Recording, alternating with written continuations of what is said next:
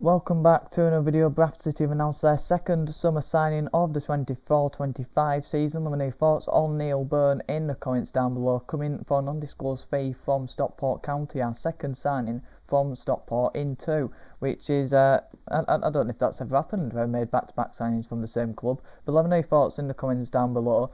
What are your thoughts on Neill Byrne? If you're a Stockport fan by any chance, let me know your thoughts on him in the comments down below.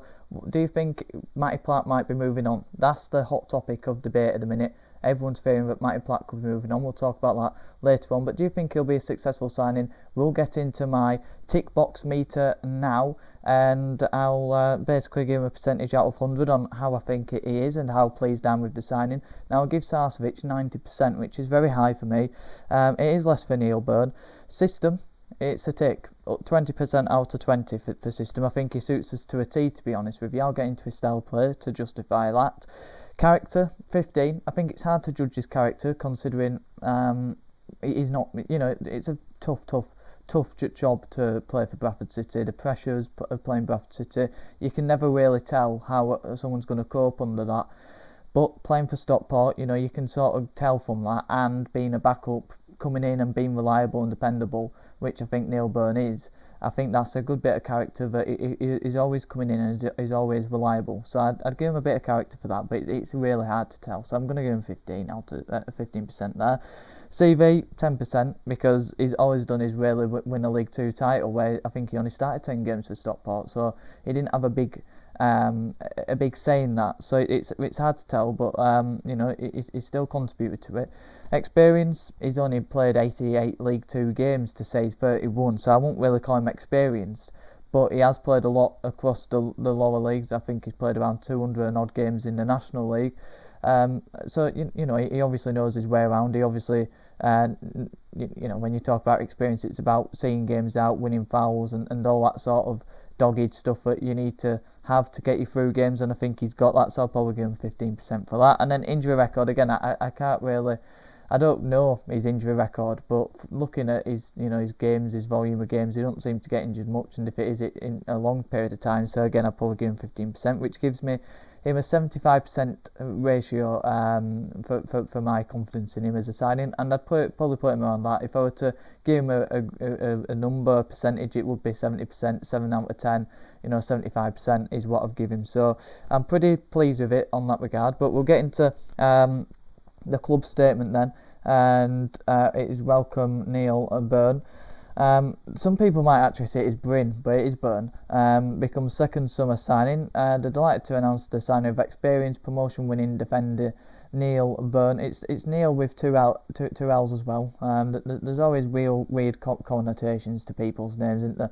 It's called Neill with two L's, and it's called Byrne with a Y instead of URN, the actual Byrne. So he's got weird names as Neill.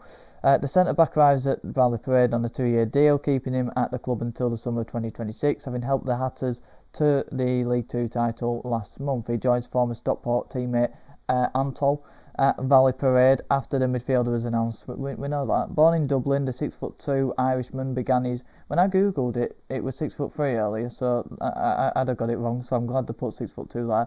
Started his career at Nottingham Forest in 2011. He joined Rochdale in 2012 before successful spells in non-league with Telford, Macclesfield, Gateshead, Fylde and Halifax Town. A season each with Hartlepool and Tranmere Rovers in League Two followed before Byrne made the switch to Stockport in the summer of 2022. He made 43 appearances over 2 seasons for County, including 22 in this last season as they went up as champions, the second promotion of his career. On joining City, he said, "I am delighted to be here. When I first heard about the interest from Bradford City and the manager, it was a move I really wanted to happen and get over the line. I've spoken with the gaffer and we both have the same ambitions to try and achieve what we did last year at Stockport and bring this massive football club back to League One. The key is to maintain that momentum that Bradford ended the season with, going into next season, and we just keep kicking on with good standards. We need to try and get this fan base behind us from the start of the season while keeping them entertained and push for promotion. I'm really looking forward to putting the shirt on."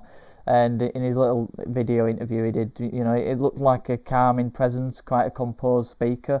And when I watched him at Stockport only a handful of times, he comes across as quite a composed player, on and mainly off the ball as well. So he obviously carries that through off the pitch. Although, his teammates might say differently when they were celebrating promotion. Bradford City manager Graham Alexander said, "I am very happy we could attract Neill to Bradford City to add his quality and experience of success to our squad. We feel his dominant presence and composure in possession will help us play the way we finished the season, while his character and influence will help the other experienced players set the standards required both on and off the pitch. We have a real team player on board and we're really looking forward to working with him." It's sponsored by GH Air Conditioning. Now, I picked up on that and I thought it's a bloody good job he ain't bold, because that wouldn't have been going well if he's sponsored by an air conditioning and he's bold. So hopefully he maintains his decent head of hair for a decent footballer. Now, his style of play, for me, when I've watched him, like I say, a handful of games I've watched Neill Byrne, he's competent with the ball. Now, across the social media, Stockport fans have been saying he's not the best with the ball. Well, I've watched him and I think he's alright with it. He's got a decent diag on him, which again, that might be Stockport fans thinking that he ain't good with the ball, to say they're quite a possession-based side. If he's playing a diag to Carl Wotton, they might think that as not being good on the ball. He likes to carry the ball into the midfield, which our wide centre-backs have to do. Kelly or Ugoke towards the back end of the season, and that's what Stockport wide centre-backs have to do as well. So that's something he'd be accustomed to if he is playing in that role, and we do keep Matty Platt. It's predominantly no nonsense though. I feel like he's competent with the ball. He can be composed on the ball, like Alexander said, and that probably might be something we ask him to do, and we will, because that's what we want to do. We don't just want to be direct, and towards the back end of the season, that's what we weren't watching. We weren't watching a direct side, but he plays when it's on, and I think that's what we want to do as well. If the ball gets hooked into a channel and he's got Macaulay Langstaff running alongside him, just for an example, he'd hook it, down the line, or he'd hook it straight into the touch, which you want to really see. And especially if you're the most confident on the ball, you don't want to see him doing pirouettes on his goal line, do you? So, I think he's quite sensible when defending those areas. But we want ball players, but we want players who don't take risk, and I think that's something that he will replicate for us. In terms of pace, now I've seen a few people talking about being a replacement for Ash Taylor and being similar to Ash Taylor. Now I don't see that at all, because Stockport fans have been talking about how key he was when he played for them. He did the job for them, and when I've watched him again handful of times, so it's hard to really say, because I might have seen him on good games, I might have seen him on his worst games. I'm not sure, but when I saw him, I saw a decent player there. And when I've looked at him in terms of pace wise, I just see a player who's got the same sort of pace as Matty Platt, Kieran Kelly, although Kieran Kelly is probably quicker than Platt. So around the Matty Platt pace, he ain't going to get properly done by it, but someone who's electric, he's obviously going to get skinned. Whereas Ash Taylor, he were running in treacle. So there's a big difference there, and he ain't nowhere near that in terms of pace. So that's a positive. But yeah, I think the reason why Stockport liked him as a backup was because, like I said before, he's reliable, he's dependable, and I feel like that is what Matty Platt is. And when I've seen him, he's got very similar traits, which is why I'm concerned that it could be one in, one out, and Matty Platt could be moving on. He obviously hasn't renewed his contract yet, like Jamie Walker has. He was linked to Stockport County last summer. We've bought two from Stockport, so maybe there's a bit of a gentleman's agreement going on there. Hopefully not, because like I say, Matty Platt, he's had his critics over his time at City, and I never understand the people who do criticise him, although if you are one of those, let me know your thoughts in the comments down below on Matty Platt and potentially moving on. But I just see someone who's committed, someone who's reliable and dependable, someone who just gets on with the job and is a 7 out of 10 most weeks. He never really makes mistakes. He's important. He plays when we're winning. He plays, and he's a real composed figure for everyone and sets standards. So I love Matty Platt, and it would be a shame to see him go, because like I say, he's been as solid as a rock and he's very important for us. But yeah, I think that probably is the end of Matty Platt at Bradford City. I have to say as well, he's on his terms, I suppose, if we ain't giving him a suitable contract or whatever. But I've said he's a League One standard defender, and he's been here now 2 seasons, 3 seasons. He's thinking, right, yeah, I've got an opportunity to move on with my career here, and I won't blame him for it, to be honest with you. The undisclosed fee part of it, people are questioning, and I am as well. That's the bit that jumps out at me as a concern. As a free, I can get on board with it. I think it's a sensible bit of business. But as an undisclosed fee, I think, well, we don't know what the undisclosed fee was. Obviously, we know that, well, we don't know, but we do know that he said it. Whether he's going to continue doing it, we'll have to keep judging that.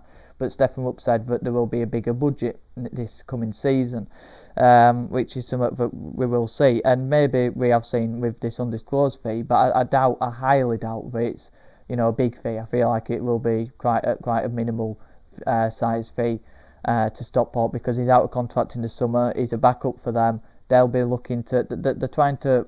Well, it looks to me they're revolutionising the squad. They're not evolutionising it. You see Sarcevic, Antol, it's Sarcevic going, Madden going, Neill, Byrne going, Crosdale going. I think Will Collar's going as well. There's so many key players who have been there from National League.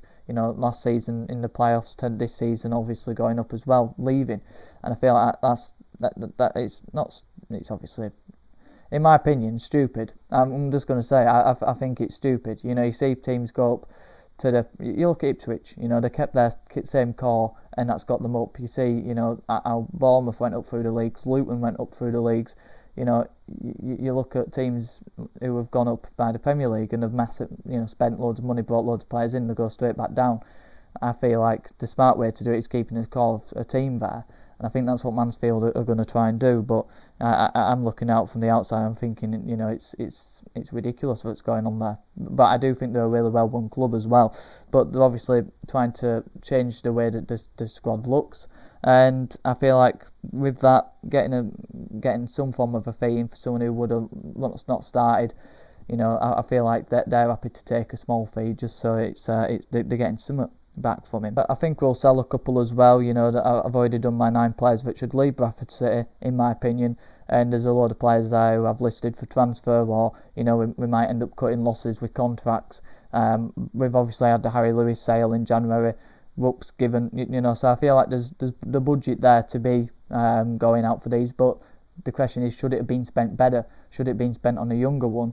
I'm not sure, because me, I've said it a bit, I like experience, and I feel like where we've gone wrong is not having enough experience, enough characters, enough leaders, enough standard setters, enough warriors on the pitch who are going to show what it takes to play for Bradford City, connect with the fans. I feel like when you look at our successful teams, the team that got up to the Premier League, they were called Dad's Army. They were experienced players who got us over the line in games.